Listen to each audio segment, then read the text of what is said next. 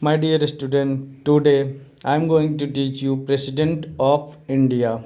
मैं आज आपको इस वीडियो में राष्ट्रपति के बारे में वो सभी चीज़ों को डिटेल से बताऊंगा जो एग्ज़ाम पॉइंट ऑफ व्यू से बहुत ही इम्पोर्टेंट है। जैसा कि आप जानते हैं कि राष्ट्रपति, जब हम राष्ट्रपति को पढ़ते हैं उसमें दो प्रक्रिया बहुत ही जटिल मानी जाती है। वो कौन कौन सी है? एक महाभियोग की प्रक्रिया और एक कौन सा है? उसके निर्वाचन की प्रक्रिया, जिसे एकल संक्रमणीय मत प्रणाली या सिंगल ट्रांसफरेबल वोटिंग सिस्टम कहा जाता है। मैंने बहुत सारे डेटा को कलेक्ट करके इस वीडियो में आपको आसानी से समझाने का प्रयास किया है, तो आप वीडियो के लास्ट तक बने रहिए। मैं आपको ये भी बताना चाहूँगा कि आप बहुत सारे वीडियोस देखे होंगे, उसमें आप देखे होंगे कि राष्ट्रपति के बारे में पॉइंट वाइज आपको इन्फॉर्मेशन रटाया जाता है, तो आपको रटने की ज़रूरत नहीं है। अनुच्छेद को लेके हम आगे बढ़ेंगे। जैसे अनुच्छेद 52 में क्या कहा गया है, 53 में क्या कहा गया है, 54 में क्या कहा गया है, 55 में क्या कहा गया है।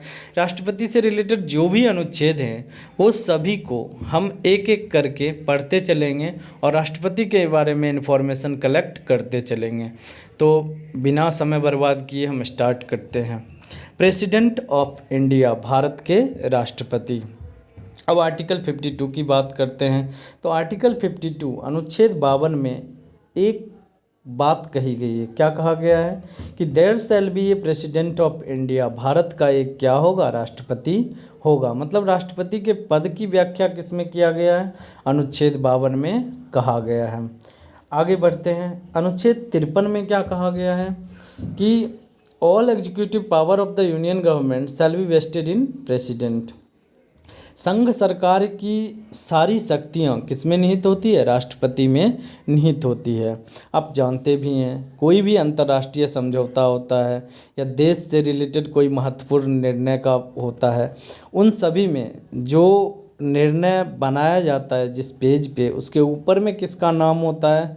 राष्ट्रपति, भारत का राष्ट्रपति लिखा होता है। जितने भी अंतर्राष्ट्रीय समझौते होते हैं सब किसके नाम पे होते हैं? राष्ट्रपति के नाम पे होते हैं। चाहे वो साइन करने के लिए प्रधानमंत्री जाते हैं किसी दूसरे देश, विदेश मंत्री जाते हैं, लेकिन उसमें नाम किसका होता है? राष्ट्रपति। भारत के राष्ट्रपति के नाम से ही कोई भी मेमोरेंडम ऑफ अंडरस्टैंडिंग, MOU जो भी बनता है वो सभी उसी के नाम पे होता है। मतलब संघ सरकार की सारी शक्तियाँ किस में निहित होती है? राष्ट्रपति में निहित होती है। राष्ट्रपति को भारत का प्रथम नागरिक कहा जाता है। ये तो लगभग हर एक देश के जो भी राष्ट्रपति होते हैं उन्हें वहाँ का प्रथम नागरिक ही कहा जाता है। अमेरिका के भी प्रथम नागरिक वहाँ के राष्ट्रपति को कहा जाता है। हम बात करें ब्रिटेन की, तो हमारे संविधान में राष्ट्रपति का वही पावर है जो ब्रिटेन में वहाँ की सम्राज्ञी, वहाँ की रानी जो होती है, उसको जो जो पावर दिया गया है वो सारे के सारे पावर हमारे संविधान में राष्ट्रपति को दिए गए हैं। तो आपको ये समझ में आ गया होगा, राष्ट्रपति को भारत का प्रथम नागरिक कहा जाता है। आगे का बात थोड़ा आप गौर से सुनिएगा। राष्ट्रपति राष्ट्र का संवैधानिक प्रमुख होता है, वह कॉन्स्टिट्यूशनल हेड होता है, लेकिन सरकार का नाम मात्र का और औपचारिक अध्यक्ष होता है। Nominal and formal head of the government. ये कहने का मतलब क्या हुआ? सरकार का वह नाम मात्र का प्रमुख होता है, क्योंकि आप जानते हैं हमारे देश में जो भी निर्णय लिए जाते हैं देश से रिलेटेड, वो सारे के सारे निर्णय प्रधानमंत्री के द्वारा लिए जाते हैं। तो इसीलिए कभी कभी राष्ट्रपति को रबर स्टैम्प भी कहा जाता है कि उन्हें सिर्फ हस्ताक्षर और मोहर मारने का अधिकार है, तो रबर स्टैम्प भी कहा जाता है। और कई सारे क्वेश्चंस भी पूछे जाते हैं, क्या राष्ट्रपति को सच में राष्ट्रपति रबर स्टैम्प है? ऐसा तो नहीं है, बट हमारे देश में जो सरकार का प्रमुख होता है, जो सरकार का वास्तविक प्रमुख होता है, उसे प्रधानमंत्री को माना जाता है। लेकिन संवैधानिक प्रमुख की बात करें तो वो कौन होते हैं? राष्ट्रपति होते हैं। और सरकार के नाम मात्र के और औपचारिक अध्यक्ष के रूप में राष्ट्रपति काम करते हैं। ये किस में कहा गया? अनुच्छेद 53 में कहा गया है, अनुच्छेद 53 में कहा गया है। आगे बढ़ते हैं। अनुच्छेद 54 में क्या कहा गया है? राष्ट्रपति के निर्वाचन के बारे में कहा गया है। राष्ट्रपति के निर्वाचन के बारे में क्या कहा गया है कि राष्ट्रपति का निर्वाचन जो होगा वो अप्रत्यक्ष रूप से होगा। अप्रत्यक्ष रूप कहने का मतलब क्या है? वैसा चुनाव जिसमें जनता डायरेक्ट रूप से उम्मीदवार को नहीं चुनती है। राष्ट्रपति के निर्वाचन में कभी आप वोटिंग करने जाते हैं? नहीं जाते हैं। इसमें कौन जाता है? तो इसमें एक इलेक्टोरल कॉलेज या निर्वाचन मंडल बनाया जाता है। हिंदी में उसे निर्वाचन मंडल कहते हैं। इलेक्टोरल कॉलेज एक बनाया जाता है। अब उसके सदस्य कौन कौन से होते हैं? जैसा कि आप स्क्रीन पे देख पा रहे हैं, जिसके सदस्य सांसद के दोनों सदनों के निर्वाचित सदस्य, निर्वाचित सांसद, संसद का दोनों सदन, राज्यसभा और लोकसभा, उन दोनों के निर्वाचित सांसद। निर्वाचित सांसद कहने का क्या मतलब है? जैसा कि आप जानते हैं कि लोकसभा में 2 उम्मीदवार एंग्लो इंडियन को मनोनीत किया जाता है, वहीं पे राज्यसभा में भी 12 लोगों को राष्ट्रपति के द्वारा मनोनीत किया जाता है। तो जो मनोनीत किए हुए सदस्य हैं वो इलेक्टोरल कॉलेज के सदस्य नहीं होंगे, राष्ट्रपति के निर्वाचन मंडल के सदस्य नहीं होंगे। तथा राज्य, जितने भी राज्य हैं, उन सभी के निर्वाचित विधायक वो किसमें होते हैं? निर्वाचन मंडल में, राष्ट्रपति के निर्वाचन मंडल में होते हैं। आगे मैं आपको बताऊं, दिल्ली तथा पुडुचेरी के भी जो भी निर्वाचक विधायक होते हैं उन्हें भी शामिल किया गया है। पहले दिल्ली और पुडुचेरी मतलब यूनियन टेरिटरी के विधायकों को शामिल नहीं किया जाता था, लेकिन 1992 में एक संशोधन किया गया संविधान का, जिसे 70वां संविधान संशोधन कहा जाता है, जिसके तहत दिल्ली और पांडिचेरी के जो भी निर्वाचित एमएलए थे उन्हें भी क्या किया गया? सम्मिलित किया गया। मैं आपको एक बार फिर से बताता हूँ, राष्ट्रपति का चुनाव अप्रत्यक्ष रूप से होता है। राष्ट्रपति के चुनाव में एक निर्वाचन मंडल बनाया जाता है। निर्वाचन मंडल के सदस्य कौन कौन होते हैं? तो राज्यसभा के निर्वाचित सांसद, लोकसभा के निर्वाचित सांसद, सभी राज्यों के निर्वाचित विधायक तथा दिल्ली और पांडिचेरी के भी निर्वाचित विधायक सम्मिलित होते हैं। मतलब यही सारे लोग राष्ट्रपति के चुनाव में भाग लेते हैं। आगे बढ़ते हैं।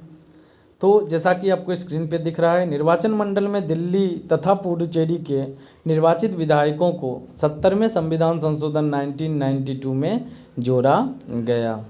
अब एक और बात आती है, राष्ट्रपति का पद एक दिन के लिए भी खाली नहीं रह सकता है।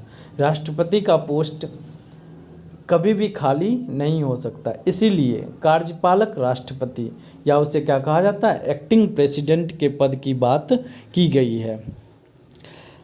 एक्टिंग प्रेसिडेंट कब तक काम करेगा? राष्ट्रपति का अगर राष्ट्रपति पद पे नहीं है तो एक्टिंग प्रेसिडेंट 6 महीने तक, जब तक कि राष्ट्रपति का अगला चुनाव नहीं हो जाता है, तब तक वो कार्यपालक राष्ट्रपति के रूप में कार्य करेगा।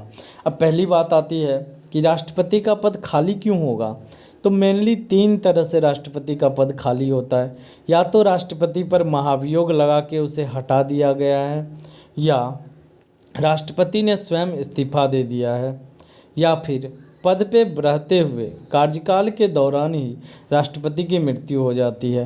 मैं आपको बताऊंगा 2-3 राष्ट्रपति ऐसे हैं जिनका कार्यकाल के दौरान ही उनकी मृत्यु हो गई। तो फिर अगर ऐसा होता है, या तो वो इस्तीफा देते हैं, या फिर उन्हें महाभियोग लगाकर हटाया जाता है, या फिर उनकी मौत हो जाती है। तो वैसे कंडीशन में कौन बनेगा कार्यपालक राष्ट्रपति? तो पहला जो नाम आता है वो उपराष्ट्रपति का नाम आता है, मतलब वाइस प्रेसिडेंट का नाम आता है।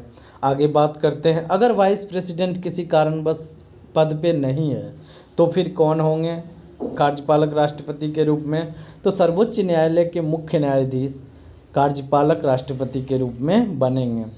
और अगर वो भी नहीं है पद पे तो फिर कौन बनेंगे? सर्वोच्च न्यायालय के जो वरिष्ठतम न्यायाधीश होंगे, सर्वोच्च न्यायालय के वरिष्ठतम न्यायाधीश को राष्ट्रपति पद पर, कार्यपालक राष्ट्रपति के पद पर 6 महीने के लिए बनाया जाएगा। 6 महीने या जब तक चुनाव ना हो जाए राष्ट्रपति का, तब तक के लिए बनाया जाता है। मैं आपको कुछ एग्जाम्पल बताता हूँ। हम बात करते हैं डॉक्टर जाकिर हुसैन की, जो 1967 में राष्ट्रपति चुने गए। और 1969 में उनकी क्या हो जाती है, मृत्यु हो जाती है। किनकी, डॉक्टर जाकिर हुसैन की 1969 में मृत्यु हो जाती है। और 1969 में वीवी गिरी जो तत्कालीन क्या थे, वाइस प्रेसिडेंट थे, उपराज्यपाल थे, वीवी गिरी को क्या बनाया जाता है, कार्यपालक राष्ट्रपति बनाया जाता है। लेकिन वीवी गिरी ने क्या किया, उन्होंने 1969 में ही फिर से इस्तीफा दे दिया। तो पहला एग्जाम्पल मैंने आपको बताया कि डॉक्टर जाकिर हुसैन की मृत्यु हो जाती है। डॉक्टर जाकिर हुसैन की मृत्यु कब होती है, तो डॉक्टर जाकिर हुसैन की मृत्यु 1969 ईस्वी में हो जाती है। अपने कार्यकाल संभालने के 2 साल के ही बाद 1969 में कार्य पद पे बने हुए डॉक्टर जाकिर हुसैन की मृत्यु हो जाती है। और उस समय के कौन थे, उपराष्ट्रपति वीवी गिरी को कार्यपालक राष्ट्रपति बनाया जाता है। लेकिन वीवी गिरी क्या करते हैं, वो अगले चुनाव के लिए वो रिजाइन दे देते हैं। वो चाहते हैं कि हम फुल टाइम प्रेसिडेंट बने, और इसीलिए 1969 में ही लगभग 2 महीना बनने के 2 महीने के बाद ही वीवी गिरी क्या करते हैं, रिजाइन कर देते हैं। अब अभी कोई उपराष्ट्रपति भी नहीं था और वीवी गिरी ने भी रिजाइन दिया, तो अब कौन बनेंगे, तो मोहम्मद हिदायतुल्ला ये जो थे उस समय के सुप्रीम कोर्ट के मुख्य न्यायाधीश थे, तो उन्हें ही राष्ट्रपति के रूप में बनाया गया। मतलब 1969 में वीवी गिरी के इस्तीफा दे देने के कारण मोहम्मद हिदायतुल्ला जो उस समय के सुप्रीम कोर्ट के चीफ जस्टिस थे, उन्हें कार्यपालक राष्ट्रपति बनाया गया। तो आपने 2 एग्जाम्पल देख लिया, एक में मृत्यु के कारण, एक में इस्तीफा के कारण। अब हम आगे बढ़ते हैं। एक बात आती है फर्रुखादीन अली अहमद, 1974 में बने थे, 1977 ईस्वी में इनकी भी मृत्यु हो जाती है। 74 में बने और 77 में इनका पद पे रहते हुए भी फर्रुखादीन अली अहमद की मृत्यु हो जाती है। तो उस समय बीडी जत्ती, जिनको क्या बनाया गया, बीडी जत्ती को एक्टिंग प्रेसिडेंट या कार्यपालक राष्ट्रपति बनाया गया। ये थे आपके एग्जाम्पल्स। राष्ट्रपति के निर्वाचन और कार्यपालक राष्ट्रपति को समझाने के लिए मैंने ये 3 एग्जाम्पल्स दिए। और ये क्वेश्चन भी एग्जाम में आते हैं। सर्वोच्च न्यायालय के मुख्य न्यायाधीश कौन थे जिन्हें कार्यपालक राष्ट्रपति के पद पर बनाया गया, तो कौन थे, मोहम्मद हिदायतुल्ला। उसके बाद किन 2 राष्ट्रपतियों का मौत उनके कार्यकाल पर रहते हुए ही हो गई, तो पहले कौन होंगे, डॉक्टर जाकिर हुसैन, दूसरे कौन होंगे, फर्रुखादीन अली अहमद। और ये भी पूछा जाता है कि डॉक्टर जाकिर हुसैन की मृत्यु के बाद किन्हें कार्यपालक राष्ट्रपति बनाया गया, तो वीवी गिरी को बनाया गया। अगर बात करें फर्रुखादीन अली अहमद की मृत्यु के बाद किन्हें राष्ट्रपति बनाया गया, तो बीडी जत्ती को राष्ट्रपति बनाया गया। अभी तक मैंने 52 में पढ़ा कि भारत का एक राष्ट्रपति होगा। 53 में मैंने पढ़ा कि राष्ट्रपति का पोस्ट क्या व्याख्या है, राष्ट्रपति का पोस्ट किस तरह का वो संवैधानिक प्रधान होता है, सरकार का नाम मात्र का प्रधान होता है, इसकी व्याख्या 53 में किया गया। 54 में बताया गया इलेक्शन के बारे में कि उसके निर्वाचन मंडल के क्या सदस्य होते हैं, उनका निर्वाचन कैसे होता है, ये सारे चीज़ों के बारे में बताया गया। निर्वाचन मंडल और उसका निर्वाचन होगा और अप्रत्यक्ष रूप से होगा, ये 54 में बताया गया। अब 55 में क्या बताया गया है, राष्ट्रपति के निर्वाचन की प्रक्रिया क्या है, राष्ट्रपति के निर्वाचन की प्रक्रिया या राष्ट्रपति के निर्वाचन की रीति, तो ये किस में बताया गया है, 55 में बताया गया है। 54 में निर्वाचन की चर्चा की गई और 55 में राष्ट्रपति के निर्वाचन की पद्धतियों के बारे में बताया गया, किस तरह के राष्ट्रपति का निर्वाचन अप्रत्यक्ष रूप से होगा। पहली बात आती है कि ये राष्ट्रपति के निर्वाचन की जो विधि है वो किस देश के संविधान से लिया गया है, तो ये आयरलैंड के संविधान से लिया गया है, आयरलैंड के संविधान से लिया गया है। अब बात करते हैं राष्ट्रपति के निर्वाचन के लिए 2 पद्धति होती है, एक होती है प्रोपोर्शनल रिप्रेजेंटेटिव सिस्टम और दूसरा होता है single transferable voting system. Single transferable voting system मैंने यहाँ पे लिखा है, will explain it later in the video. ये इसीलिए क्योंकि ये जटिल प्रक्रिया है, इसमें अगर आप फंसेंगे तो आप अनुच्छेद वाइज जो याद कर रहे हैं वो थोड़ा आपको मिस हो जाएगा। इसलिए मैंने पूरे अनुच्छेद को पहले बताया है, राष्ट्रपति के बारे में फुल डिटेल दिया है, फिर उसके बाद इसी वीडियो में मैंने एक्सप्लेन किया है एकल संक्रमणीय मत प्रणाली तथा अनुपातिक प्रतिनिधित्व प्रणाली क्या होता है। तो आप मेरे साथ वीडियो के लास्ट तक बने रहिए, मैं आगे बढ़ता हूँ क्योंकि मैं इस वीडियो में इस दोनों चीज़ों को एक्सप्लेन करूँगा। अनुपातिक प्रतिनिधित्व प्रणाली जिसे क्या कहा जाता है, प्रोपोर्शनल रिप्रेजेंटेटिव सिस्टम कहा जाता है, तथा एकल संक्रमणीय मत प्रणाली जिसे कहा जाता है सिंगल ट्रांसफेरेबल वोटिंग सिस्टम। इनका मैं आगे उल्लेख करूँगा। मैं आगे बढ़ता हूँ, अनुच्छेद 56 की तरफ बढ़ता हूँ। अनुच्छेद 56 में राष्ट्रपति के पदावधि तथा इस्तीफा की बात किया गया है। राष्ट्रपति कितना साल तक पद पर बना रहेगा और उसका इस्तीफा देने का क्या प्रोसेस है, किसको इस्तीफा देगा, इसके बारे में किस में बताया गया, अनुच्छेद 56 में बताया गया है। जैसा कि आप स्क्रीन पे देख पा रहे हैं, राष्ट्रपति का कार्यकाल सामान्यतः 5 वर्षों का होता है और राष्ट्रपति किसको अपना इस्तीफा देगा, राष्ट्रपति अपना इस्तीफा उपराष्ट्रपति को देगा और उनके अनुपस्थित रहने पे अगर मान लीजिए कि उपराष्ट्रपति नहीं है पद पे या वो अनुपस्थित है तो सुप्रीम कोर्ट के मुख्य न्यायाधीश को देगा, और अगर सुप्रीम कोर्ट के मुख्य न्यायाधीश भी नहीं है तो सुप्रीम कोर्ट के वरिष्ठतम न्यायाधीश को इस्तीफा देगा। कौन, राष्ट्रपति, ऐसा होगा। तो ये आपने समझ लिया कि नॉर्मल कार्यकाल राष्ट्रपति का कितने वर्षों का होता है, 5 वर्षों का होता है, तथा राष्ट्रपति इस्तीफा पहला किसको देगा, president can give his resignation to the vice president, पहले वो उपराष्ट्रपति को अपना इस्तीफा सौंपेगा। अगर वो उपराष्ट्रपति पद पे नहीं है तो सर्वोच्च न्यायालय के मुख्य न्यायाधीश को सौंपेगा। अगर वो भी पद पे नहीं है तो सुप्रीम कोर्ट के जो सीनियर मोस्ट जज हैं उनको सौंपेगा। यहाँ पे थोड़ा हिंदी लिखने में मिस्टेक हो जाता है, इसलिए आप इंग्लिश पे भी फोकस कर लीजिए। जैसे यहाँ पे उपराष्ट्रपति को सौंपता है ऐसा लिखा गया है, वो यहाँ पे है कि राष्ट्रपति अपना इस्तीफा उपराष्ट्रपति को देगा उनके अनुपस्थित रहने पर सुप्रीम कोर्ट के मुख्य न्यायाधीश को, तथा उनके भी अनुपस्थित होने पर सुप्रीम कोर्ट के वरिष्ठतम न्यायाधीश को अपना इस्तीफा सौंपेगा। आगे बढ़ते हैं, अब बात करते हैं 57 का। आर्टिकल 57 क्या कहता है, पुनर्निर्वाचन के लिए पात्रता।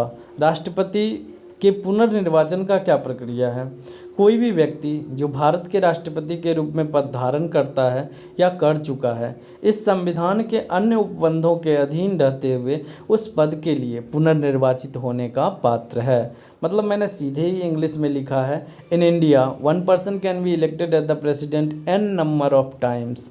जितनी बार मर्जी हो उतनी बार भारत में कोई भी आदमी राष्ट्रपति पद पर खड़ा हो सकता है, बशर्ते कि जैसा एज, उसका एज 35 से ज़्यादा हो, वो आगे हम पढ़ेंगे। तो मैक्सिमम एज तो राष्ट्रपति के लिए कुछ है नहीं और ना ही कार्यकाल का बाउंडेशन है। जैसे कि आप अमेरिका की अगर बात करें तो अमेरिका में जैसे आपने सुना होगा प्रेसिडेंट ओबामा जो थे वो 2 टर्म के लिए, वहाँ तो 4 ही साल का होता है राष्ट्रपति का कार्यकाल, 2 टर्म के लिए वो क्या बने थे, प्रेसिडेंट बने थे। और उसके बाद उन्होंने इलेक्शन में खुद को पार्टिसिपेट भी नहीं किया और कर भी नहीं सकते थे, क्योंकि वहाँ का रूल है कि कोई भी राष्ट्रपति बस 2 बार ही राष्ट्रपति बन सकता है। लेकिन भारत में ऐसा कोई भी बात नहीं कहा गया, भारत में एक राष्ट्रपति कितनी भी बार राष्ट्रपति बन सकता है। अब डॉक्टर राजेंद्र प्रसाद की थोड़ी बात करते हैं, क्योंकि वो 2 बार लगातार 2 बार राष्ट्रपति रहे थे। पहली बार 1952 में जब आम चुनाव हुआ था तो 1952 से 1957 के बीच में राष्ट्रपति रहे थे डॉक्टर राजेंद्र प्रसाद। वहीं पे 1957 से 1962 अगले चुनाव में भी वो जीते और 1957 से 1962 तक भारत के राष्ट्रपति के रूप में डॉक्टर राजेंद्र प्रसाद ने कार्य किया था। वैसे राष्ट्रपति जो पहले राष्ट्रपति हमारे थे वो संविधान सभा के भी प्रमुख थे। मैंने जब कॉन्स्टिट्यूशन का ये पार्ट पढ़ाया था, संविधान का निर्माण, तो उसमें भी मैंने बताया था कि संविधान सभा के अध्यक्ष कौन थे, तो वो राष्ट्रपति ही थे। और संविधान जब बन के तैयार हुआ था तो उसी समय संविधान सभा ने 2 वर्षों के लिए भारत के राष्ट्रपति के पद पे उन्हें बनाया था। वो कब से कब तक बनाया था? वो एक्चुअली राष्ट्रपति के रूप में वो टर्म गिना नहीं जाता है, क्योंकि राष्ट्रपति का टर्म 1952 से 1957 और 1957 से 1962 ही गिना जाता है। लेकिन 1950 से 1952 के बीच में संविधान सभा की तरफ से कॉन्स्टिट्यूएंट असेंबली जो था वो 2 साल के लिए उनको राष्ट्रपति बनाया था। तो मैंने उसका भी उल्लेख किया है। और यहाँ पे लिखा भी है कि in America president can be elected only for the 2 terms. तो अमेरिका में राष्ट्रपति सिर्फ और सिर्फ 2 बार के लिए चुने जाते हैं। एक बार राष्ट्रपति बन के 4 साल ख़त्म किया, फिर दूसरी बार राष्ट्रपति बने 4 साल ख़त्म किया। इस तरह से मैंने 57 के भी बारे में बताया, जिसमें किसका उल्लेख किया गया है? राष्ट्रपति के पुनर्निर्वाचन, कौन आदमी कितना बार राष्ट्रपति बन सकता है। तो आपको क्लियर पता है कि राष्ट्रपति बनने के लिए कोई भी मैक्सिमम एज नहीं है, लेकिन भारत में कोई भी व्यक्ति कितनी बार भी राष्ट्रपति बन सकता है। अनलाइकली किसके? अमेरिका में कोई भी राष्ट्रपति 2 बार ही राष्ट्रपति पद पर बन सकता है। आगे बात करते हैं, अनुच्छेद 58 में क्या कह रहा है? आप देख रहे हैं 52, 53, 54, 55, 56, 57, 58। मैं इस तरह से एक एक करके एक्सप्लेन कर रहा हूँ, जिससे आपको बस आप अनुच्छेद याद रखिएगा किसमें क्या कहा गया है, फिर उसमें मैंने जो इन्फॉर्मेशन बताएं उसको याद कर लीजिएगा। ये सारे इन्फॉर्मेशन हैं, तो इससे आपको याद करने की ज़रूरत होगी नहीं, आपको सारा चीज़ दिमाग में ही आ जाएगा। और मैं उम्मीद करता हूँ कि आपको ये वीडियो अच्छा लग रहा होगा और आपको जो इन्फॉर्मेशन चाहिए वो इसमें मिल रहा होगा। तो आप वीडियो को ज़्यादा से ज़्यादा शेयर करें अपने दोस्तों के बीच में, वीडियो को लाइक करें तथा चैनल को सब्सक्राइब करें। मैं आगे बढ़ता हूँ। राष्ट्रपति निर्वाचित होने के लिए अर्हताएँ क्या हैं? Qualification for the post of the president, मतलब योग्यता की बात किस में कही गई है? राष्ट्रपति के निर्वाचन के योग्यता की बात किस में कही गई है? आर्टिकल 58 अनुच्छेद 58 में इसकी बात कही गई है। तो कोई भी व्यक्ति राष्ट्रपति निर्वाचित होने के लिए उम्मीदवार को निम्न पोस्ट, उसके लिए क्वालिफिकेशन निम्न अर्हताएँ होनी चाहिए। वो क्या क्या अर्हताएँ होनी चाहिए? पहली बात, वो भारत का हड़ताल लिखा गया है, ये अर्हताएँ हैं। राष्ट्रपति निर्वाचित होने के लिए किसी उम्मीदवार को निम्न अर्हताएँ होनी चाहिए। The following are the qualification for the post of the president. पहला क्या होना चाहिए? वो भारत का नागरिक हो। लेकिन सिर्फ ये कहा गया है भारत का नागरिक हो, बाय बर्थ नहीं कहा गया है। अगर कोई बाहरी व्यक्ति भी भारत में नागरिकता ले लेता है तो वो भी राष्ट्रपति पद के लिए योग्य है, वो सिर्फ भारत का नागरिक होना चाहिए। सोनिया गांधी की बात करें तो वो भी बन सकती है राष्ट्रपति, ऐसा संविधान के अनुसार उनको हक प्राप्त है। पर कभी बनाया जाएगा क्या? क्या भारतीय लोग कम हो गए हैं जो किसी विदेशी मुल्क के जो यहाँ की नागरिकता प्राप्त कर लिए हैं उनको राष्ट्रपति के पद पर बनाया जाए? ऐसा नहीं होता है नॉर्मली। बट संविधान की अगर बात करें, संविधान में ये नहीं कहा गया बाय बर्थ भारत का नागरिक हो, सीधा कहा गया है कि वह भारत का नागरिक हो। इससे क्वेश्चन भी कभी कभी आते हैं, अगर कोई व्यक्ति भारत की नागरिकता, उसका जन्म भारत में नहीं हुआ हो लेकिन वो भारत की नागरिकता प्राप्त कर लिया हो, तो क्या वो प्रेसिडेंट बनने योग्य है? हाँ, संविधान के अनुसार वो प्रेसिडेंट बनने के योग्य है, बट ये व्यवहारिक रूप से संभव नहीं है, क्योंकि इंडिया में और भी लोग हैं जो राष्ट्रपति पद के लिए योग्यता रखते हैं। तो आगे बात करते हैं। Be 35 year of the age और मोर, उसका उम्र 35 या उससे अधिक हो। आगे की बात करते हैं। लोकसभा का उम्मीदवार चयन किए जाने के लायक हो, मतलब लोकसभा अगर वो लोकसभा का उम्मीदवार चयन किए जाने के लायक होगा, मतलब 25 साल जो एज होता है उससे तो ज़्यादा 35 साल एज जिसमें मांग रहा है वो तो हो ही जाएगा। मतलब लोकसभा का उम्मीदवार वो बनने के लायक हो। पहला कंडीशन, वह भारत का नागरिक हो। दूसरा कंडीशन, 35 या उससे अधिक उम्र हो। और तीसरा कंडीशन, लोकसभा का उम्मीदवार बनने के लायक हो। आगे बात करते हैं। सीधा लिखा जाता है लाभ के पद पर ना हो। मैंने यहाँ पे थोड़ा इंक्लूड किया है। संघ, राज्य तथा स्थानीय स्वशासन में जो लोकल गवर्नमेंट होता है उनमें, या स्टेट में या फिर सेंट्रल में, वो किसी भी लाभ के पद पर ना हो।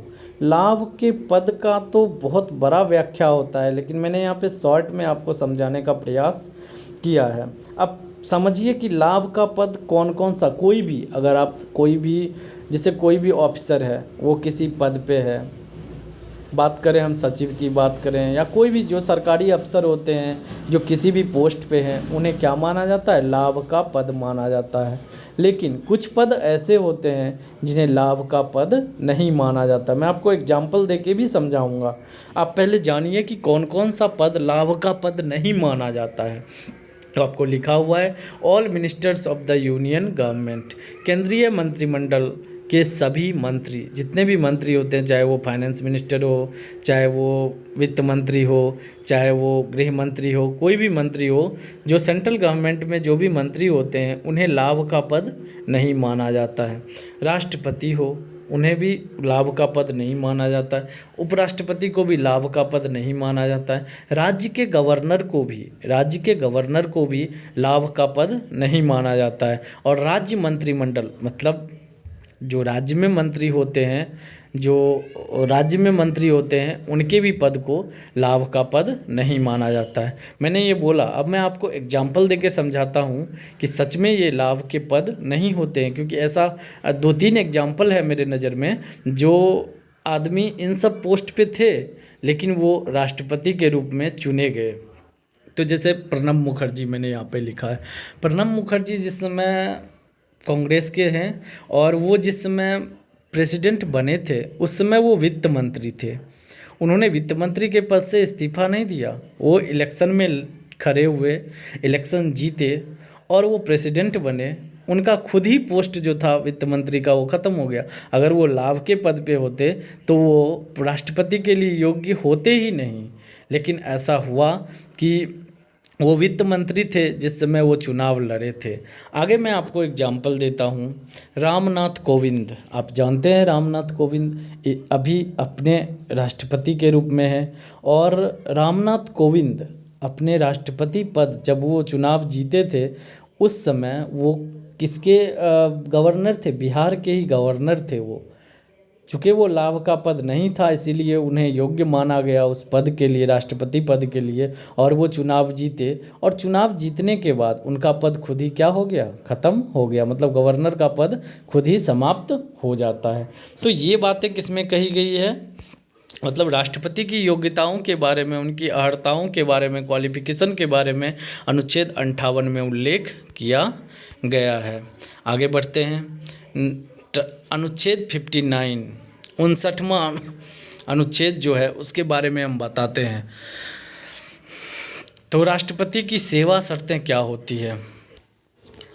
राष्ट्रपति की सेवा शर्तें क्या होती है। राष्ट्रपति संसद के किसी सदन या किसी राज्य के विधानमंडल के किसी सदन का सदस्य नहीं होगा, ना ही वो संसद का सदस्य होगा, ना ही वो सांसद होगा, और ना ही वो विधायक होगा। ये शर्तें हैं। यदि सांसद के किसी सदन का या किसी राज्य के विधानमंडल के किसी सदन का कोई सदस्य राष्ट्रपति निर्वाचित होता है तो यह समझा जाता है कि उसने उस सदन में अपना स्थान राष्ट्रपति के रूप में अपने पद ग्रहण की तारीख से रिक्त कर दिया है। अगर वो कोई भी आदमी सांसद का सदस्य है या फिर राज्य के विधानमंडल का, यदि वो सांसद है या विधायक है, अगर वो राष्ट्रपति पद के लिए खड़ा होता है तो ऐसा उसी से में मान लिया जाता है कि उसने उस पद से क्या किया है, इस्तीफा दिया है, तभी वो खड़ा हो सकता है। ये बातें राष्ट्रपति की सेवा शर्तों में दिया गया है कि वो किसी भी मेंबर ऑफ हाउस नहीं हो सकता है, एमपी नहीं हो सकता है, वो एमएलए नहीं हो सकता है। मैंने इससे पहले एक योग्यता में बताया था कि वो लोकसभा का सदस्य बनने लायक हो, ना ही ये है कि वो हो। आप जरा वर्ड पे गौर कीजिएगा, मैंने पीछे बताया है कि वो लोकसभा का सदस्य बनने लायक हो। आगे बात करते हैं इसकी और सेवा शर्तों में क्या कहा गया है। राष्ट्रपति बिना किराया दिए अपने शासकीय निवासों के उपयोग का हकदार होता है। ये सभी उसमें दिया गया है। उनको सारी की सारी उपलब्धियां, भत्ता, विशेषाधिकार जो भी संसद विधि द्वारा अवधारित करे, जो भी सांसद उनको भत्ता कितना देना है, ये सब तो आप जानते हैं। सारे के सारे सैलरी, ये सारे के सारे चीज़ों की बात किस में कही जाती है, किसके द्वारा निर्धारित किया जाता है, सांसद के द्वारा निर्धारित किया जाता है। तो वही बात किया गया है। और पहला राष्ट्रपति को राष्ट्रपति भवन दिया जाता है, उसको बिना किराया दिए शासकीय निवासों में रहने का अधिकार है, सबसे पहली बात। दूसरी बात, उसे भत्ता, सैलरी, सारे चीज़ दिए जाते हैं। अब यहाँ पे दो इम्पोर्टेंट बात मैं बताता हूँ आपको, मैंने यहाँ पे इंक्लूड नहीं किया है, बट मैं आपको बताता हूँ। राष्ट्रपति को कितनी सैलरी दी जाती है? राष्ट्रपति को 5 लाख पर मंथ सैलरी दिया जाता है। और वो कहाँ से दिया जाता है? वो सैलरी जो दिया जाता है वो संचित निधि से दिया जाता है। राष्ट्रपति को जो सैलरी दी जाती है वो कंसोलिडेटेड फंड ऑफ इंडिया, संचित निधि से राष्ट्रपति को सैलरी दिया जाता है। और आपको पता होना चाहिए, संचित निधि से एक भी रुपया निकालने के लिए किसकी अनुमति जरूरी है? पार्लियामेंट की अनुमति जरूरी होती है। तो वही संचित निधि से राष्ट्रपति को सैलरी दिया जाता है और 5 लाख पर मंथ सैलरी दिया जाता है। तो आपने समझा इसकी सेवा शर्तों में क्या कहा गया है? वह राष्ट्रपति भवन का उपयोग करेगा बिना किसी किराया दिए, उसे जो भी विशेषाधिकार प्राप्त होगा वो सारे के सारे संसद ने जो भी विशेषाधिकार, भत्ता और उपलब्धियों को निर्धारित किया है, जो भी एमोलुमेंट, अलाउंस और प्रिविलेजेस जो भी संसद ने निर्धारित किया है वह सबका वो हकदार होगा। और इसके बाद राष्ट्रपति की उपलब्धियां तथा भत्ते उसकी पदावधि के दौरान कम नहीं किए जा सकते हैं। अगर कोई राष्ट्रपति बन गया है उस समय जो भी संसद ने निर्धारित किया है उसका वेतन, उसका भत्ता वो कम नहीं हो सकता है, वो उतना ही रहेगा, accept in the case of emergency.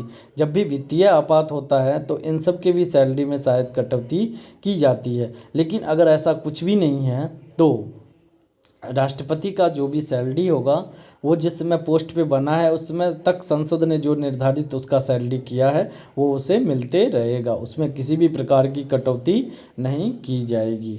ये किस में कहा गया है? आर्टिकल 59 में। राष्ट्रपति की सेवा शर्तें यानी condition of the president house, जिसको मैंने आर्टिकल 59 में कुछ इंपॉर्टेंट पॉइंट को बताया।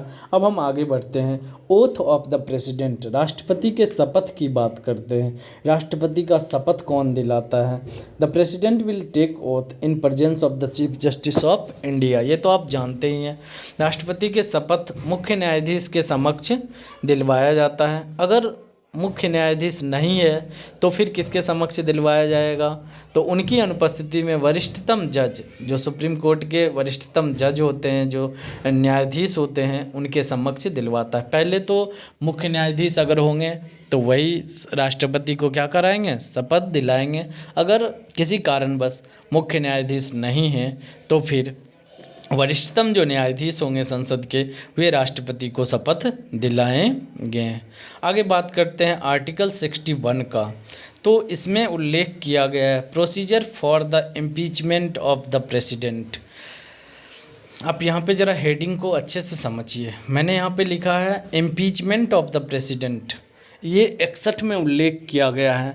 राष्ट्रपति पर महाभियोग की प्रक्रिया का उल्लेख अनुच्छेद 61 में किया गया है। और इसे लिया कहाँ से गया है? इसलिए मैंने यूएसए लिखा है वहाँ पे। तो इसे किस देश के संविधान से लिया गया है? इसे यूएसए के संविधान से लिया गया है। मतलब राष्ट्रपति पर महाभियोग लगाने की बात किस देश के संविधान से लिया गया है? यूनाइटेड स्टेट ऑफ अमेरिका, संयुक्त राज्य अमेरिका से लिया गया है। इस इम्पीचमेंट प्रोसेस को एग्जाम में पूछा जाता है कि अन्य किस नाम से जाना जाता है? क्वाजी जुडिशियल प्रोसेस, अर्ध न्यायिक प्रक्रिया भी इसे कहा जाता है। अब हम आपको आगे जब बताएंगे इसका इम्पीचमेंट का पूरा प्रोसेस तो आपको एक्सप्लेन करेंगे कि क्वाजी अर्ध न्यायिक प्रक्रिया, क्वाजी जुडिशियल प्रोसेस इसे क्यों कहा जाता है, अर्ध न्यायिक प्रक्रिया इसे क्यों कहा जाता है। राष्ट्रपति पर महाभियोग लगाने का सिर्फ एक ही आधार होता है, वो क्या होता है? अगर वो संविधान का उल्लंघन करता है, संविधान जो भी बात कह रहा है अगर वो उसके विरुद्ध कोई कार्य करता है तभी राष्ट्रपति पर महाभियोग लगाया जा सकता है। अब राष्ट्रपति पर महाभियोग की थोड़ी प्रक्रिया जटिल है, आप समझने का कोशिश कीजिए। राष्ट्रपति पर महाभियोग impeachment bill can be introduced in any house with a proposal signed by the 1/4 of the total member of the house। चाहे राज्यसभा हो या लोकसभा हो, किसी भी सदन में राष्ट्रपति पर महाभियोग का बिल लाया जा सकता है। और बशर्ते कि 1/4 टोटल सदस्य जितने भी उस सदन के हैं उसका 25% लोग उस पर क्या करेंगे, साइन करेंगे, तभी वो इनिशिएट होगा। मतलब समझ में आपको आ रहा है। राष्ट्रपति पर महाभियोग लगाने के लिए चाहे वो लोकसभा हो या राज्यसभा हो, किसी भी सदन में बिल, इम्पीचमेंट बिल, महाभियोग बिल लाया जा सकता है। लेकिन एक शर्त है। शर्त क्या है कि 25% टोटल हाउस में जितने मेंबर हैं उसका 25% आदमी उसमें क्या करेगा, साइन करेगा। तो 25% साइन के साथ अगर किसी भी सदन में बिल लाया जाता है तो फिर वो महाभियोग चालू हो जाएगा। और क्या होता है, जिस सदन में वह लाया जाता है उस सदन के अध्यक्ष, मतलब वहाँ का जो स्पीकर होगा, चाहे वो लोकसभा में लाया जाए तो लोकसभा का स्पीकर, राज्यसभा में लाया जाए तो राज्यसभा का स्पीकर, वह राष्ट्रपति को इसकी जानकारी 14 दिन के अंदर देते हैं। अब इसका मतलब क्या हुआ, लोकसभा या राज्यसभा जिस भी सभा में बिल को इंट्रोड्यूस किया गया है उसके जो अध्यक्ष होंगे वह 14 दिन के अंदर राष्ट्रपति को इसकी खबर देंगे कि आपके विरुद्ध इम्पीचमेंट बिल इस सभा में लाया गया है। जब 1/4 सदस्य, टोटल स्ट्रेंथ के 1/4 सदस्य साइन करके बिल को इनिशिएट कर दिया जाएगा किसी भी सदन में, तो उस सदन के जो भी अध्यक्ष होंगे वो राष्ट्रपति को इन्फॉर्म करेंगे कि आप पर महाभियोग लगाया गया है। ऐसा तो बस रूल के अनुसार दिया गया है 14 दिन के अंदर, लेकिन पहले ही दिन जब इम्पीचमेंट बिल इनिशिएट कर दिया जाता है, जब शुरुआत कर दिया जाता है किसी सदन में, उसके एक दिन के ही अंदर राष्ट्रपति को ये सूचना मिल जाती है कि उस पर महाभियोग लगाया गया है। ये हुआ बिल इनिशिएट करने की बात। अब हम बात करेंगे कि जिस सदन में पहले बिल को लाया गया है उस सदन में पास कैसे होता है।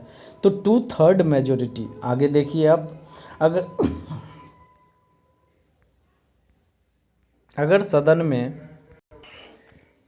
सदन में जितने भी सदस्य हैं उसके 2/3 बहुमत से बिल पास हो जाता है कि हाँ राष्ट्रपति ने गलत किया है, इस पर महाभियोग बिल, अगर जो भी सदन हो, चाहे वो राज्यसभा हो या राज्यसभा हो, लोकसभा हो, तो उसमें अगर 2/3 बहुमत से बिल पास हो जाता है तब बिल किस सदन में जाता है, दूसरे सदन में जाता है। और यहाँ पे एक वर्ड का यूज किया जाता है दूसरे सदन के लिए, मतलब जिसमें इनिशिएट किया गया उस सदन को छोड़ के दूसरा सदन जो होता है उसके लिए इन्वेस्टिगेटिंग हाउस कहा जाता है या जांच सदन के रूप में कहा जाता है। तो अभी से मैं वर्ड का यूज करूंगा जांच सदन, क्योंकि जिसमें इनिशिएट किया गया, फिर से मैं एक बार बताता हूं, राष्ट्रपति के इम्पीचमेंट के लिए 1/4 सदस्य साइन करके अगर किसी भी सदन में बिल को लाते हैं तो वो बिल इनिशिएट हो जाता है। राष्ट्रपति को 14 दिन के अंदर उसकी सूचना दी जाती है कि आपके लिए यहाँ पे एक इम्पीचमेंट बिल, महाभियोग बिल लाया गया है।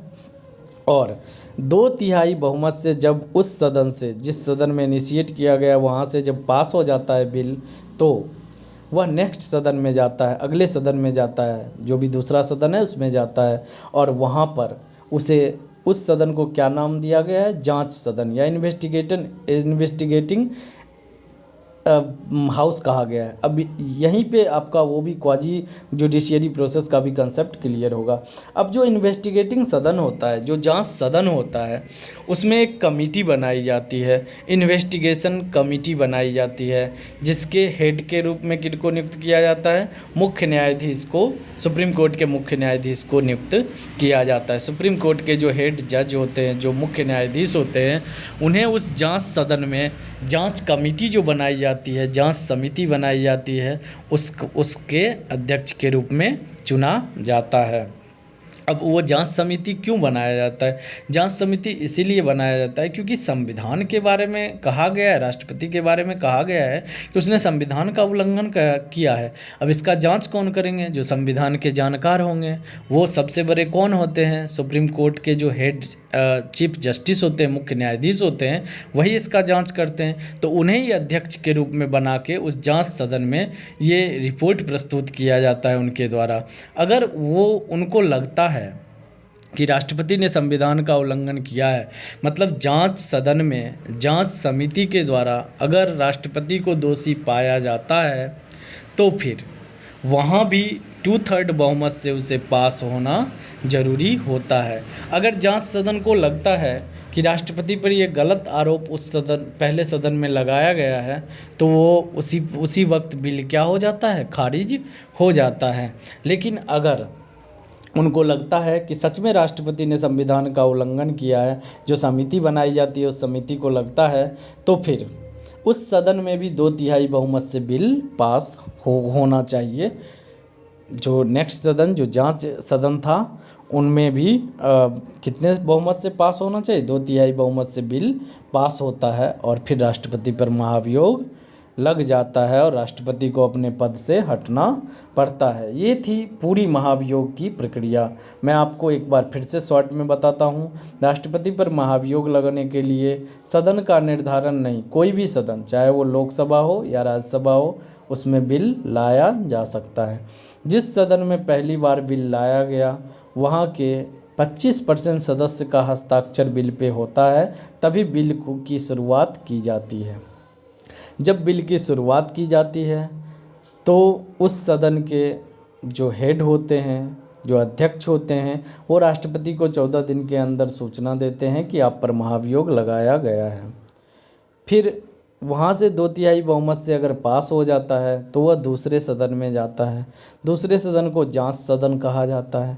जांच सदन में एक कमेटी बनाई जाती है जिसका हेड कौन होता है, सुप्रीम कोर्ट का मुख्य न्यायाधीश होता है। अगर उसे लगता है कि राष्ट्रपति ने सच में संविधान का उल्लंघन किया है तो उस सदन में भी 2/3 बहुमत से बिल को पास होना चाहिए। अगर 2/3 बहुमत से वो बिल पास हो जाता है तो राष्ट्रपति पर महाभियोग की प्रक्रिया पूरी हो जाती है और राष्ट्रपति को इस्तीफा क्या, उसे हटाया जाता है। आगे बात करते हैं आर्टिकल 71 अनुच्छेद 71 में क्या कहा गया है कि सीधी ही एक शब्दों में कहा गया अनुच्छेद 71 में, राष्ट्रपति और उपराष्ट्रपति के चुनाव से संबंधित, जो कि मैंने आपको अभी प्रक्रिया बताया नहीं है, 2 प्रक्रिया था, एकल संगवर्णीय मत प्रणाली तथा अनुपातिक प्रतिनिधित्व प्रणाली, वो मैं आगे बताऊंगा। तो उन चुनाव के संबंध में अगर कोई भी विवाद होता है तो इसका जांच कौन करेगा, सुप्रीम कोर्ट करेगा, ना कि चुनाव आयोग करेगा। चुनाव आयोग को इसका अधिकार नहीं दिया गया है।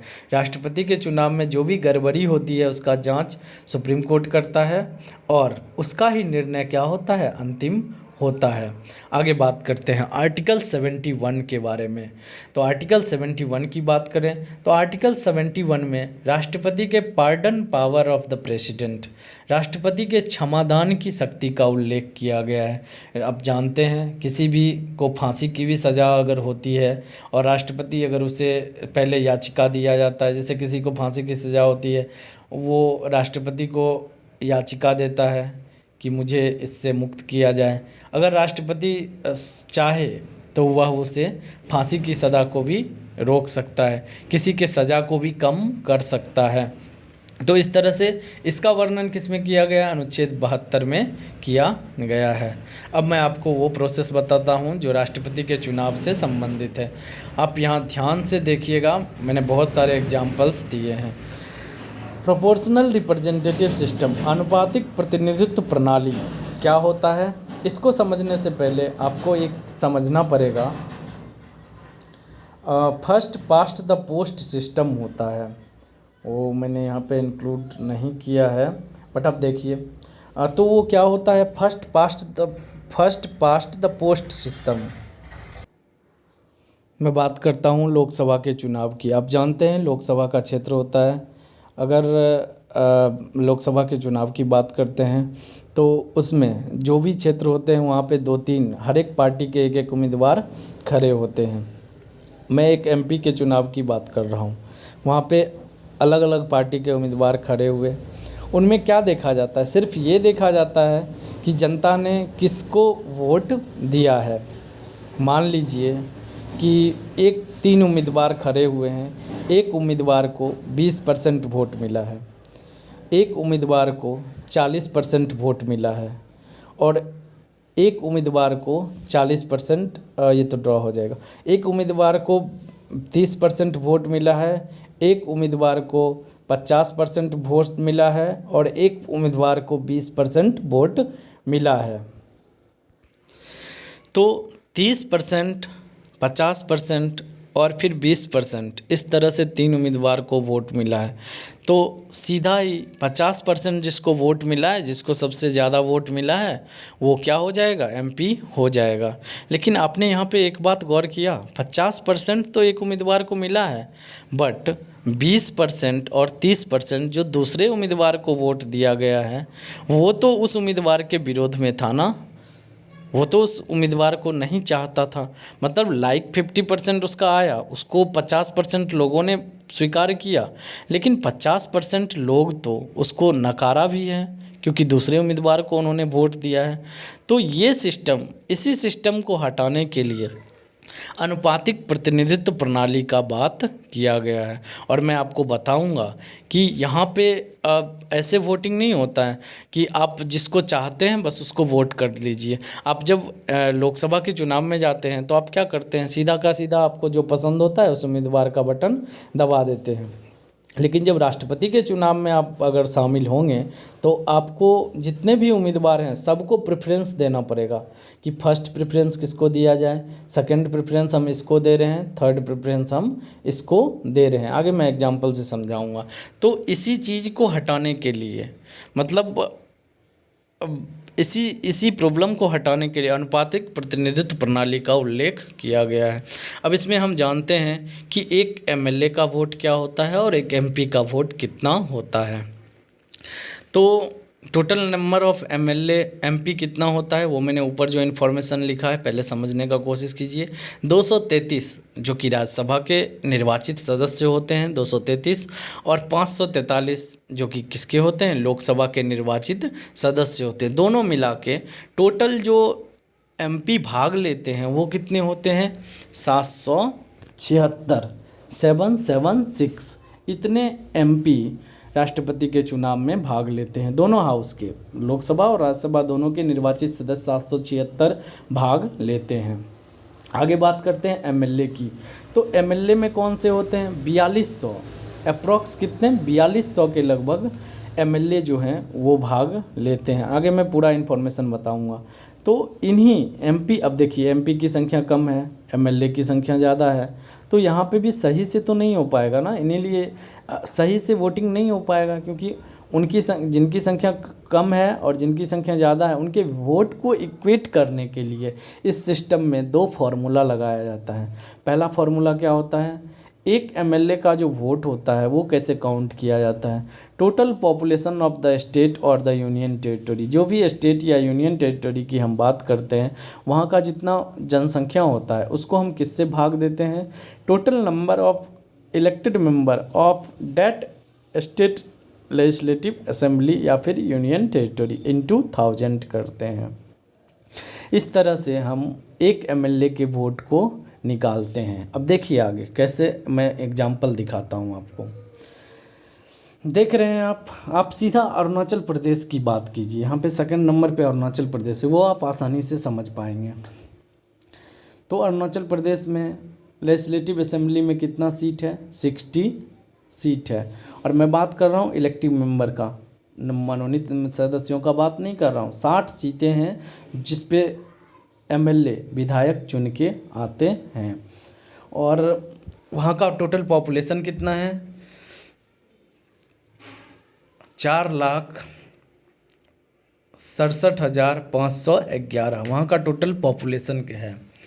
और जब हम 4 लाख, ऊपर लिखिए आप, 4,67,511 डिवाइडेड बाय 60 इंटू 1000, तो आपको एक एमएलए का वोट कितना आता है, वोट वैल्यू कितना आता है, 8 आता है। एक एमएलए का वोट वैल्यू कितना हो गया, 8 हो गया।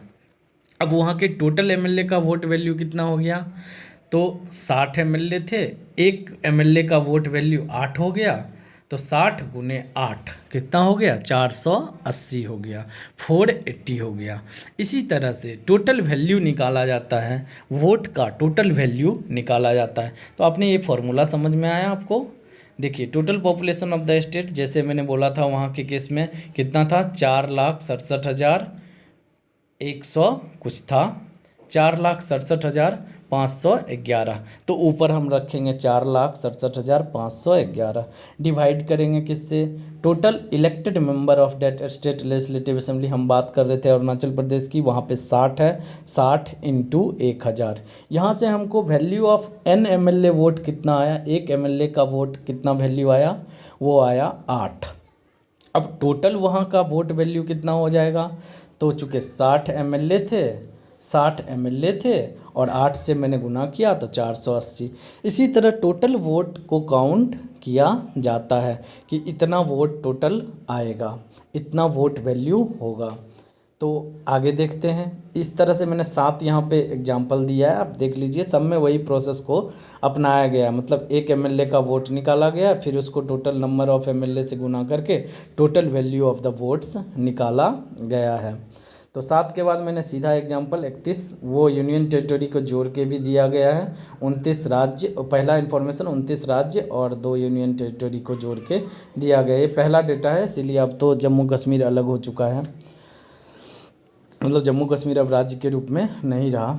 तो आप देख पा रहे हैं कि टोटल 4120, इसी को मैंने अप्रॉक्स नंबर बताया था कि कितने एमएलए अप्रॉक्सीमेट भाग लेते हैं राष्ट्रपति के चुनाव में, 4200 के लगभग मैंने वहाँ पे लिखा था। बट एग्जैक्ट की अगर बात करें तो 4120 एमएलए भाग लेते हैं राष्ट्रपति के चुनाव में और 776 एमपी भाग लेते हैं। अब लास्ट में देखिए यहाँ पे कितना हो जाता है, लास्ट में 5,49,495 total value of the MLA vote. सभी स्टेट और यूनियन टेरिटरी के एमएलए का टोटल वोट कितना हो जाता है, 5,49,495 और टोटल नंबर कितना हो गया, 4,120। आगे देखते हैं। अब यहाँ पे ये तो एमएलए की बात होगी। अब एमपी के वोट की अगर हम बात करेंगे तो एमपी के वोट में भी कैसे निकाला जाता है कि उस राज्य का कितने इलेक्टेड मेंबर हैं, उनका वोट कितना है, जो कि अभी आपने निकाला था कि जो हर एक स्टेट का आपने निकाला था और हर एक उसी स्टेट उसी जगह के एमपी का हम वोट निकालेंगे। क्योंकि हर जगह पे राज्यसभा का लोकसभा का सीट फिक्स होता है, राज्यसभा का सीट फिक्स होता है, तो हमें नंबर भी पता होगा, तो वहीं से हम निकालेंगे। The sum of the vote value of the elected member of the all state legislative assembly divided by sum of the elected member of the both house of the parliament. तो ये हो जाता है एक एमपी का vote.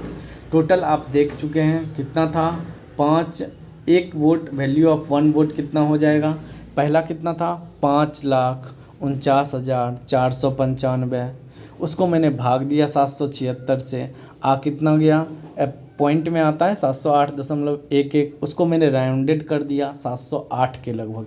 मतलब हर एक MLA का वोट अलग अलग होता था, लेकिन हर एक एमपी का वोट कितना हो जा रहा है, 708 हो जा रहा है। तो लोकसभा और राज्यसभा में ही एमपी होते हैं, तो 708 उनका क्या हो गया, एक एमएलए के वोट, एक एमपी का वोट कितना हो गया, 708 हो गया। अब देखिए लोकसभा में 543 सदस्य और राज्यसभा में 233 सदस्य हो गए और उनको ही 708 से गुना करके यहाँ पे दिखाया गया है कि 5,49,408। अब आप समझ गए होंगे दोनों का वोट वैल्यू बराबर हो गया। चाहे हम एमएलए का पूरा लेते हैं उनका भी कितना हो जाता है, 5,49,408, और अगर हम लोकसभा और राज्यसभा के एमपी का भी टोटल वोट वैल्यू लेते हैं वो भी कितना आ गया, 5,49,408 के लगभग इक्वेट हो गया है। इसी के लिए हम अनुपातिक प्रतिनिधित्व प्रणाली का उपयोग करते हैं। हम आगे बढ़ते हैं। Total number of votes for the presidential electoral are as follow. आपने देखा 4,000, वहाँ से इन्फॉर्मेशन लीजिए। एमएलए वाले में 4,120 टोटल नंबर ऑफ इलेक्टर्स थे जो चूज करेंगे राष्ट्रपति को, वो थे। और एमपी की बात करें 776 थे। कुल मिला के कितने हो गए, 4,896। टोटल कितने आदमी राष्ट्रपति के चुनाव में भाग लेते हैं, 4,896। और वैल्यू ऑफ वोट्स कितना हो जाता है, देख रहे हैं, लगभग लगभग इक्वेट हो गया ना। इसी के लिए तो अनुपातिक प्रतिनिधित्व प्रणाली लिया जाता है। मतलब total value of the votes कितना हो गया, 5,49,495 एमएलए के द्वारा और एमपी के द्वारा 5,49,408, दोनों मिला के कितना हो गया, 10,98,903। अब यही था अनुपातिक प्रतिनिधित्व प्रणाली। आपने समझा, अनुपातिक प्रतिनिधित्व प्रणाली का सिर्फ उपयोग इसीलिए किया जाता है क्योंकि यहाँ पे हमको एक चीज़ करना रहता है, एमएलए की संख्या अधिक होती है, एमपी की संख्या कम होती है, तो उनके वोट को इक्वेट करने के लिए, वोट वैल्यू को इक्वेट करने के लिए सिर्फ हम अनुपातिक प्रतिनिधित्व प्रणाली का उपयोग करते हैं। इसमें मैंने आपको बहुत सारा डेटा दिखाया। अब हम आगे बढ़ते हैं, एकल संक्रमणीय मत प्रणाली क्या होता है। एकल संक्रमणीय मत प्रणाली को एक्सप्लेन करते हैं। First past the post system, यहाँ पे जो मैंने उस समय बताया था उसको ज़रा समझिए क्या होता है first past the post system. इसमें मैंने 3 नाम लिया है, एक आलोक, मान लीजिए ये राष्ट्रपति के उम्मीदवार हैं, एक मैंने खुद का ही नाम लिया है माधव, और एक प्रिया हैं। ये तीनों राष्ट्रपति के उम्मीदवार हैं। अब मान लीजिए मैंने 1 2 3 4 एफ तक, ABCDEF इतने लोगों को वोट देना है, जबकि आप टोटल नंबर देख चुके हैं कितना था, कितने लोगों को वोट देना रहता है राष्ट्रपति के इलेक्शन में, उनका टोटल वोट वैल्यू क्या होता है, आप पिछले स्लाइड में देख लीजिए। मैं यहाँ पे आपको बताता हूँ, देखिए ये जो एक कैंडिडेट थे, उन्होंने फर्स्ट प्रेफरेंस किसको दिया, माधव को। उन्होंने माधव को पहला प्रेफरेंस दिया, दूसरा प्रेफरेंस आलोक को दिया और तीसरा प्रेफरेंस प्रिया को दिया। इसी तरह बी ने किसको दिया है, पहला प्रेफरेंस आलोक को दिया है, तीसरा प्रेफरेंस माधव को दिया है और दूसरा प्रेफरेंस प्रिया को दिया है। इस तरह से हर एक वोटर को अधिकार होता है कि वो जितने भी उम्मीदवार हैं उनको 1 2 3 करके प्रेफरेंस दे। वो पहले किसको लाइक करते हैं, फिर सेकंड में किसको लाइक करते हैं और थर्ड में किसको लाइक करते हैं।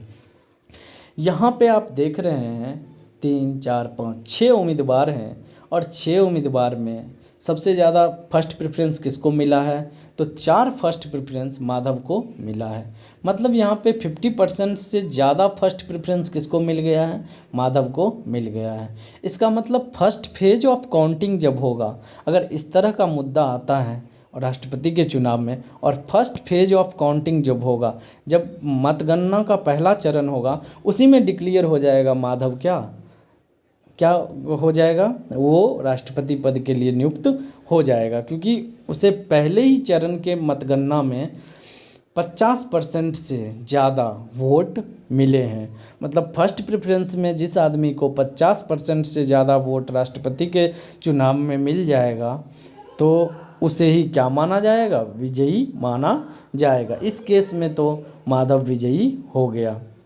लेकिन आप अगर बात करें कि कोई भी उम्मीदवार को 50% से अधिक वोट नहीं मिलता है, यहाँ तो मिल गया। अगर बात कीजिए किसी भी उम्मीदवार को 50% से अधिक वोट नहीं मिलता है, तो फिर क्या होगी, दूसरे चरण की मतगणना होगी।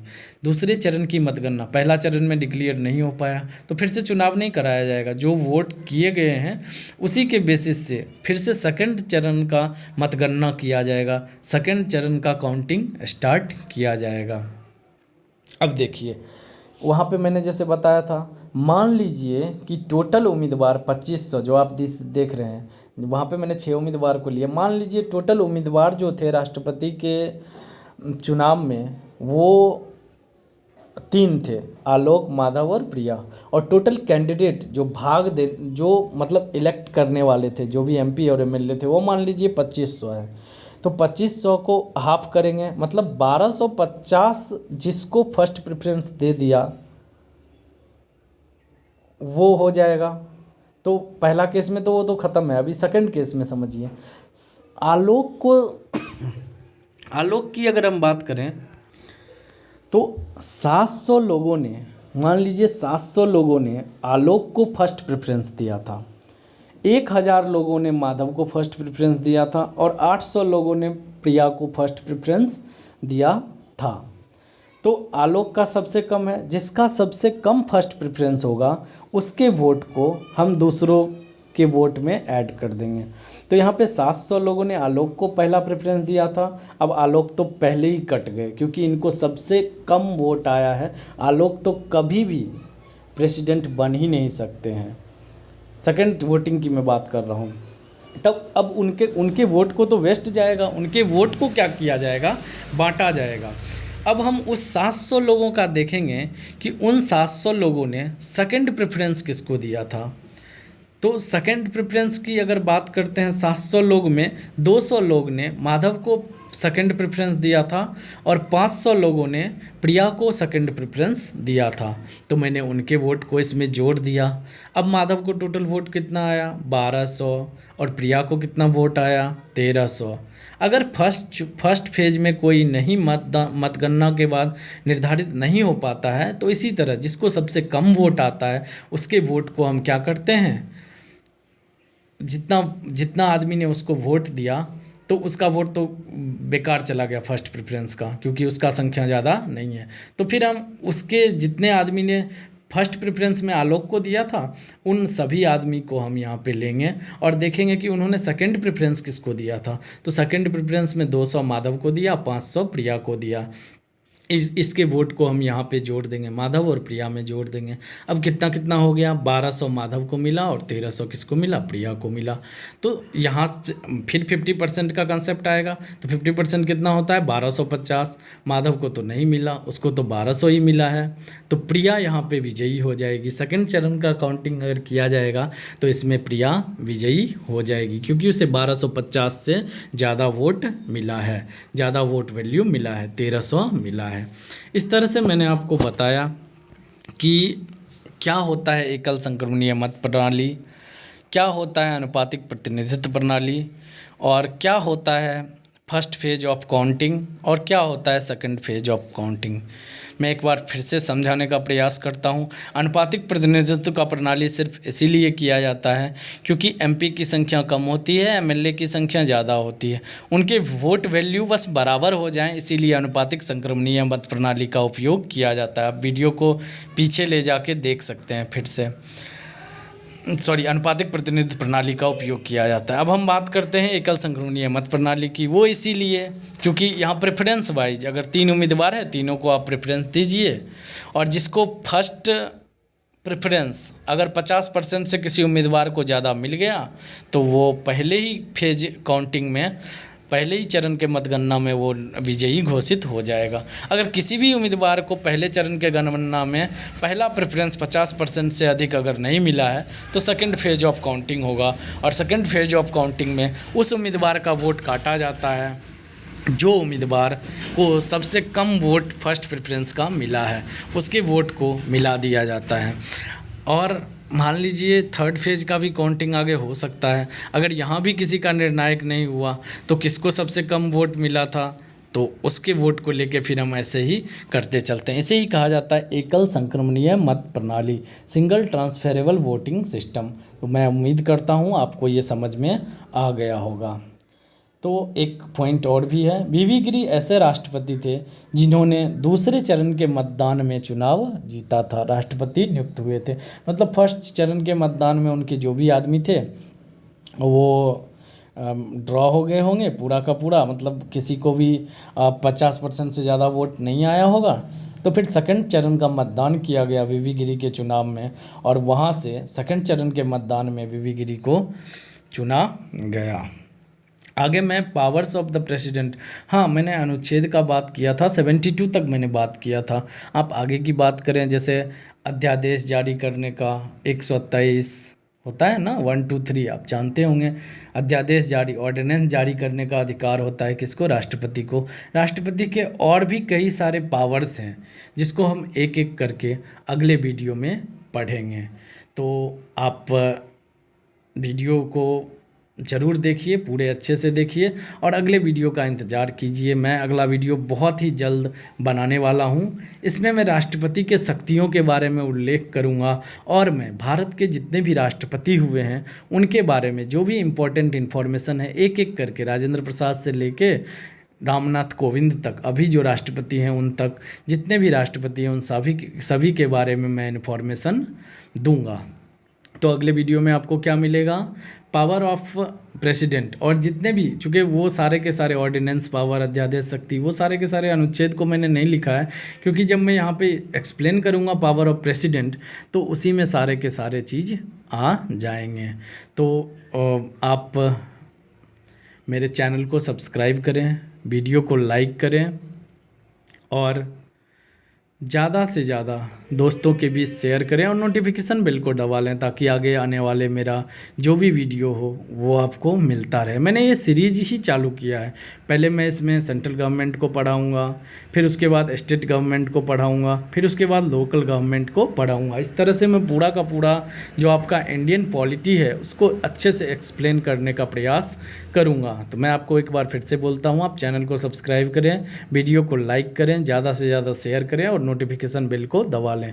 मिलते हैं इसी राष्ट्रपति के अगले सीरीज में, तब तक के लिए जय हिंद।